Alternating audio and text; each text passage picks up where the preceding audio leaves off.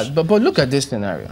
If there were warnings or advice or caution, whichever adjective you want to use, saying, look, this might just be chasing shadows because you will never complete this process because you're going to waste money. And eventually, it turned out that that is what exactly happened. So does that then mean that the system is set up knowing that it's going to be more difficult, maybe easier for camel to go through the eye of a needle than for any politician to be recalled? It will be anti-democracy to just sit down and say, well, this is going to be a failed exercise, a waste of time. We have to go through that process, whether we're spending money or what's not. The people who came up to sign petition, it's their right to do so. And then the INEC had the responsibility of verifying those signatures, which it did.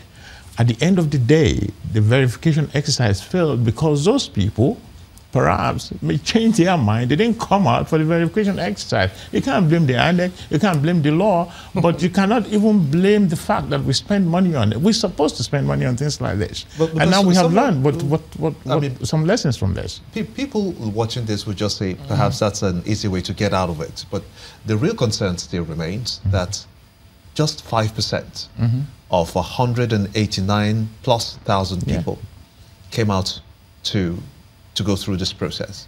What does that tell you? Because if from the onset the hue and cry was just so loud, where did this feeling of the recall process come from?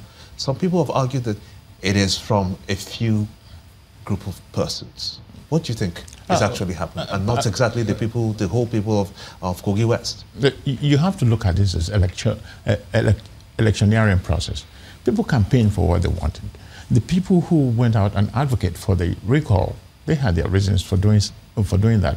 They they went out, they campaigned for it, they got signatures, they sent people out there.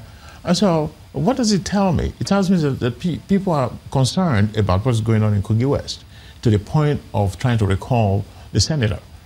They tried their very best. They went through campaigning, but after the petition that submitted, according to the law, the verification exercise now will begin.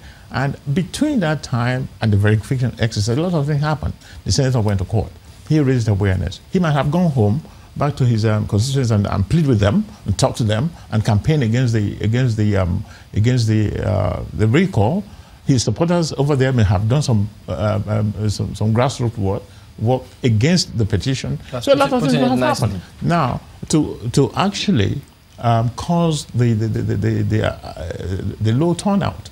So it doesn't mean because you sign a petition, it does not mean that you show up for the verification exercise.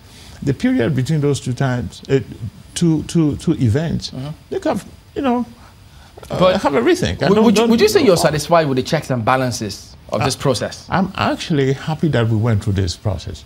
I cannot tell you whether I'm satisfied with the checks and balances. There may be some errors here and there, and so on. But it was good that we went through the process, at least to see how the recall thing will happen, how in real life we have tested it. That was not even the last stage. Yeah. Well, it's not the last stage.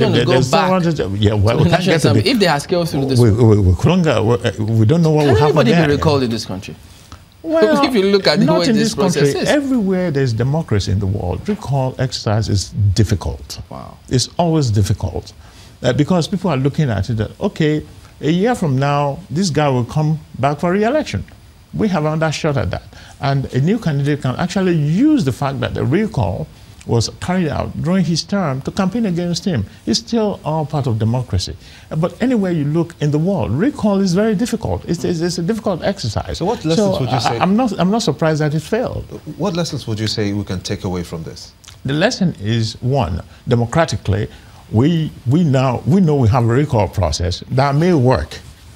Not that it will work perfectly without some tweaks. Without some tweaks and that. To take away the may.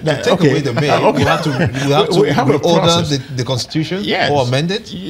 Well, look, the law is dynamic. It will change according to lessons that we learn. It will change according to times and seasons, as it may be. But the fact remains that we tested this process, part of democracy. We've not had the occasion to recall an elected official before in this country. I don't know, and I can't remember that happening. So it's historical in that regard. And we tried it. It didn't go through this time. That doesn't mean it cannot go through the next time. But the fact remains, if you look at the statistics system around the world, in the democracy, it's less than 10% of recall success rate.